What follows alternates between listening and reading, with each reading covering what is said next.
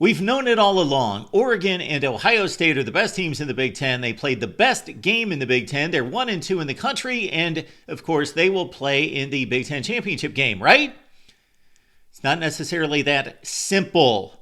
Ohio State fans who at least go back to the 1990s, you may have PTSD concerning Michigan and being a heavy favorite and having everything to play for while Michigan has nothing to play for. Remember 1993, 95, 96.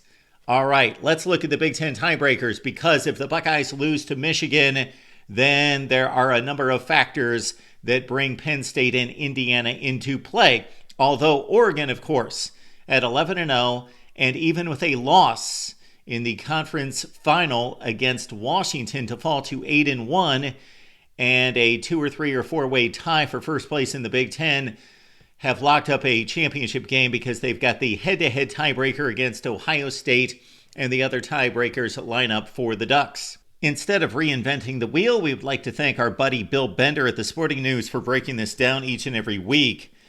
Indiana, Penn State, and Ohio State all have a chance to play the Ducks in Indianapolis on December 7th for the Big Ten championship. So this is the way it plays out. Here are the current standings with the Ducks undefeated. Ohio State, Penn State, and Indiana each have one loss. These are the tiebreakers. They go head-to-head, then common conference opponents, then common opponents. Then we've got cumulative conference winning percentage, and then analytics rankings by sports source, and then could you imagine a random draw? Not going to happen this year. Again, Oregon is locked into the Big Ten championship game. We won't go through the particulars. For Ohio State, if they win over Michigan, of course, they will play Oregon because they've got the head-to-head matchup against both Indiana and Penn State. But if the Buckeyes lose to Michigan, they need to hope for a 3-way tie for second at 7-2, which means Penn State would lose to Maryland and Indiana in the Old Oaken Bucket game against Purdue. Of course, Penn State should be safely in the 12-team college football playoff. They're number 4 in the nation, and they've got Maryland coming up this weekend. For Penn State to make the Big Ten championship game, it needs to beat Maryland and have Michigan beat Ohio State. Now the Indiana path. And again, the Hoosiers at number 5 in the previous CFP rankings. Who knows where they're going to drop on Tuesday night? My prediction is number 9 in the country.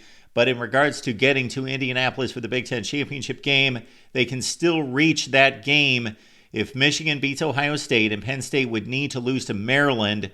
So Indiana and Penn State finish tied for second at 8-1. Penn State wins that tiebreaker. So IU needs losses from Ohio State and Penn State in upset fashion. So once again, to summarize, Ohio State, big favorite against Michigan. They will play Oregon in a rematch in a number 1 versus number 2 game overall.